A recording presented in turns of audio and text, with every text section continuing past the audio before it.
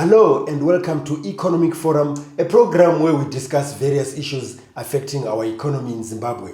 These can be issues to do with mining, with agriculture, with industry, with education, and even religion. We look at how they affect our economy in Zimbabwe. My name is John Masugu. The following adages are very common. Disability is not inability, where we'll be trying to promote the inclusion of people living with disabilities in many facets of life.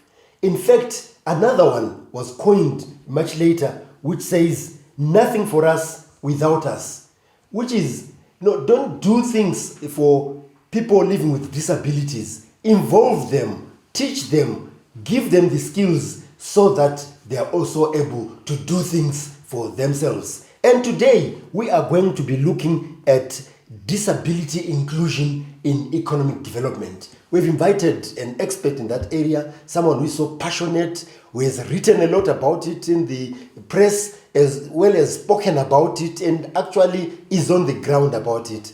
And that's Deborah Tigere. Welcome, Deborah. Thank you very much. When we talk about disability, I remember when we were growing up, the cars from Tigere coming into the township, picking up people, and that's when we would know that at that house and that one, there's someone with disabilities, because people wouldn't talk about them. Even the brothers and sisters, we played with them. They wouldn't say at home we have such a person until we see those cars. So that was according to perceptions and beliefs that these people were supposed to be hidden away, as we know about lepers in the Bible and so forth. Take us about how far we are in terms of being open and accepting that such things happen in life. The people with disabilities are still being hidden in the homes, and this is because of the various perceptions and discrimination, also stereotyping, the fear that is associated. And maybe the reason why you're no longer seeing those cars is the approach that we are now taking. We are now promoting community-based inclusive development in terms of our approach. Hence, the communities, the societies should be aware of people with disabilities and support them. These people should actually be involved in mainstream development. They should be accessing the same schools, accessing the same services. We want to focus mainly on inclusion for economic development. What is the situation like? Is it something that industry and commerce or even government itself has embraced and also included in its programs? A lot of it is on paper, but what I've also gathered is people are not aware about disability and how to achieve disability inclusion. Hence, people with disabilities generally experience discrimination and face challenges in terms of accessing services and even getting employment opportunities. So that discrimination is still there, and they still face several challenges. And this is mainly associated with attitudinal barriers, our attitudes as individuals, our attitudes as society. What do we think about people with disabilities? Do we want to employ them? Do they have access to quality education? They need assistive devices, and maybe the reason why we're not employing them because we think that it's too expensive because of the reasonable accommodation. We need to see the person with disabilities first before actually the disability. So people with disabilities actually have the capacity. They know how to do their work. You've just said that some of these things with regards to how they can be included are on paper. Tell us what is on paper. Obviously, government has been seized with some of these things, and you, as the experts, have also been having inputs into that. We have actually achieved major milestones in terms of policy, as Zimbabwe is actually a signatory to the United Nations Convention on the Rights of Persons with Disabilities and its optional protocols. In addition to that, our president launched the National Disability Policy, which is a roadmap for achieving disability inclusion in Zimbabwe. We also have our disability bill, which is actually currently being reviewed. Our constitution has a provision for disability and inclusion as well. So all these are, milestones that have been achieved. But also in addition to that, you see the government has actually put structures in place to support such policies. We have the Department of Disability Affairs under the Ministry of Social Welfare, and they are doing great work in terms of promoting disability inclusion. So where are we lacking? You have just summarized to say that most of it is on paper, meaning that we are not very practical to some of these things which are clearly spelled out in the Constitution, as well as other protocols and agreements that you made mention of. Mm-hmm. So let's use this program to make sure that the society of Zimbabwe actually relooks at their shortcomings and ensure that we are much more active in promoting inclusion in commerce and industry for people living with disabilities. Yes, actually, it's people with disabilities. And I just want to highlight that achieving disability inclusion is not for the government only or for organizations. It's about all of us. It's about society. And one of the barriers that we face is our attitudes as society. So in as much as we have all these policies and structures in place, but our individual perceptions and attitudes towards people with disabilities is what we need to address. Hence the need to raise awareness, to build capacity, to also make people understand how they can interact and accommodate people with disabilities. Yes. You said government has done a lot on its part besides the written work. What is it that the government has done so that we take it from there, as citizens? What they've also done is they have set aside a budget to support the provision of assistive devices. This is something that as development partners at times we could come in to assist. We all know that if a person with a disability does not have their assistive device, it then affects their functionality and participation in society on an equal basis with others. So this is actually something that they've done, but also in collaboration with the Ministry of Health and Childcare, you see the rehabilitation departments also coming in to support the health and equity for people with disabilities. That's Deborah Tigere, who is a development practitioner specializing on disability inclusion. And today we are discussing how people with disabilities can be included much more than is happening at the moment into economic issues, into economic activities, so that we develop together as a country. So join us in the second segment of Economic Forum.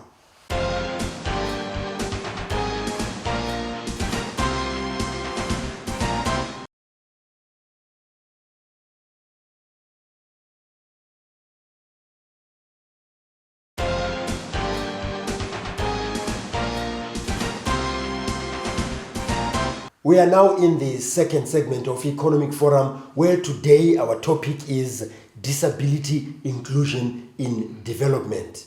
In fact, one of the most important issues over the years when it comes to terminology, educating people, as well as making people aware, these names change. And some would say people living with disabilities, others will say disabled persons, and over the years they change. What is the correct one? I heard you emphasizing on people with disabilities, yes, rather than living with disabilities. Yes, so indeed, disability is an evolving concept. Even in the past, we used to use the word handicapped.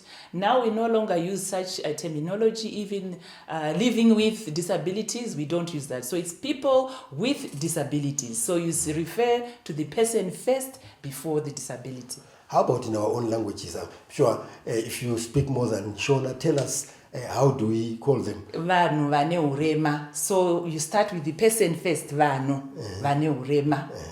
Without offending anyone. Without offending anyone. What were the past terms that were rather derogatory and not very pleasant that had to be thrown out?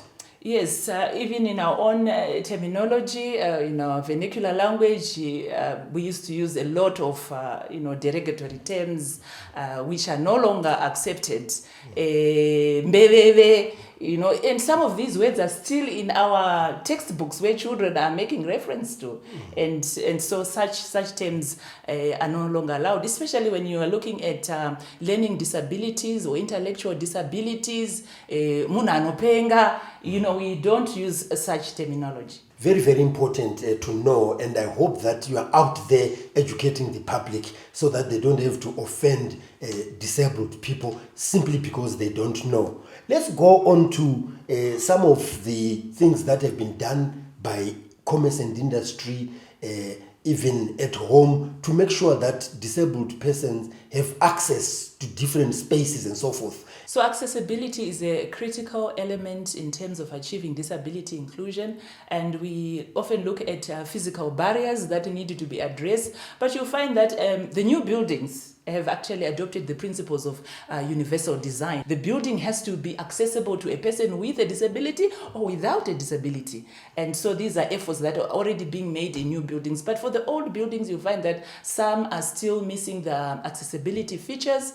But in addition to that, effort is really being made to make the necessary adaptations. So yes, if a person with a disability was actually coming to your studio, you need to ask them, what is it that we can do to make sure that you record very well, or they participate in the recording. So it is important to actually ask the person about their individual needs. Are you happy with what has also happened with regards to public transport, as well as other public places in order to cater for people with disabilities? Well, a lot still needs to be done in terms of our recreational facilities, even our restaurants. And this goes back to the fact that we need to raise awareness. We need to capacitate people. Maybe people are not aware, and that's why we need to include them and involve people with disabilities in decision making. Where these decisions are actually being made, are we involving the persons with disabilities and their organizations? In fact, that takes us to the adage that I made reference to in the introduction, nothing for us without us. Tell us about the educational system, how it is preparing economists, financial advisors, accountants, lawyers, and so forth from people with disabilities, so that we don't have to have people outside their sector, dominating in things that they can actually do for themselves. Actually, what the mantra, nothing for us without us, means let's involve people with disabilities and their organizations in decision making. Whatever platforms that we are... Not separately. Separately. They should be integrated into society. Yes, they should be part of the not that the them discussions. And us. Yes, they should be part of the economic forum discussions. They should also have their voice being heard there. But we often make the decisions and then we translate. So at times we are just ticking the boxes to say we have consulted people with disabilities. The meaningful participation of these people is very important. As we talk about these things, Deborah, I think about the rural areas. Are they well accessed? Do they have these facilities and resources that we're talking about? It's a very difficult situation in the rural areas, very touching. When we make these policies and we are sitting in our offices and making decisions, and when you go down to the ground, you see that there is a lot that we need to adapt. Promoting disability inclusion in less resourced settings is very difficult, and we have to deal with a lot of dynamics on the ground, not just accessibility issues, but we are also trying to look at the disability poverty cycle and how we can then break that. Recently, I attended a graduation of marketing postgraduate and a degree, diplomas, and there was someone with disability, who had excelled. And when he walked, with difficulty to receive, his degree, people were touched, and he was an inspiration. How much of that are you seeing in society? Yes, they're actually there and they're role models. They are also championing disability rights, also getting down to the communities to encourage children with disabilities, to encourage the parents. Because at times, parents just think that if their child has a disability, they cannot access education. Well, that's Deborah Tigere, who is a development practitioner who is specializing in disability inclusion in development, in particular economic development, so that people with disabilities are not left behind in our economic development. They are not separated, that they do their own things alone and the rest of society alone, but they are integrated and we work together. Join us in the third segment of Economic Forum.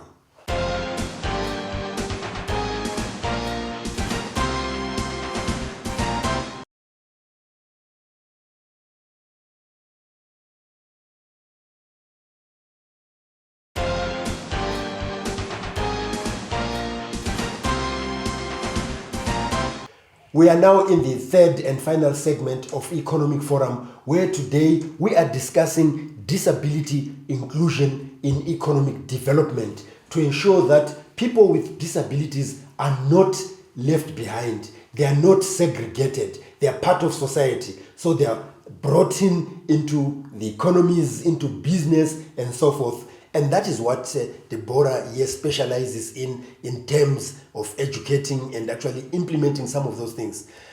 There are people who beg on the streets. At times, government and the Ministry of Social Welfare in particular make an effort of taking them away. They come up with projects where they are supposed to be working. But after a few months, you see them coming back to the streets to beg. Why do they find begging more lucrative than actually being skilled and working for themselves and forging ahead with life? Well, it's because at times maybe they find it easier to beg than to go and sweat in the field, to take care of themselves. But this draws me back to the models of disability. You'll find what you've just made reference to is the charity model. So you still find that whilst they're on the street, there are some people who will sympathize with them and will actually give them the resources that they require or what they are actually asking for. But what we are now moving towards is a rights-based approach, which aligns to the Convention on the Rights of Persons with Disabilities, where people with disabilities need to be empowered.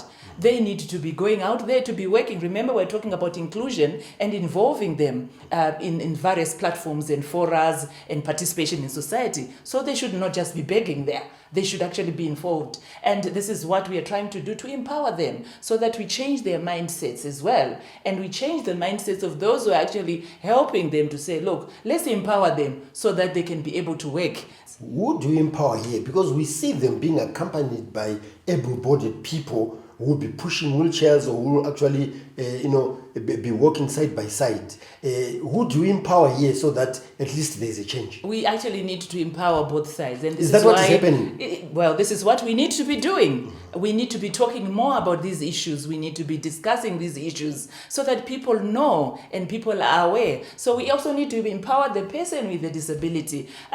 Some of them do actually have caregivers, so the caregivers take advantage. Of course, they go on the streets and they, actually beg with the person with the disability, either in a wheelchair, and somebody sympathizes. It's very normal to sympathize and to give, but that is not sustainable. Deborah, maybe you can give us examples of places where these people are actually taken to and where they then run away and come back to the streets. What would be happening there? People with disabilities should actually be integrated in society. We should not have special homes where they are housed. Of course, this has been a debate even around inclusive education, where we are saying, should we have the special schools? In as much as the special schools are still necessary to support and accommodate, but inclusion is the way to go.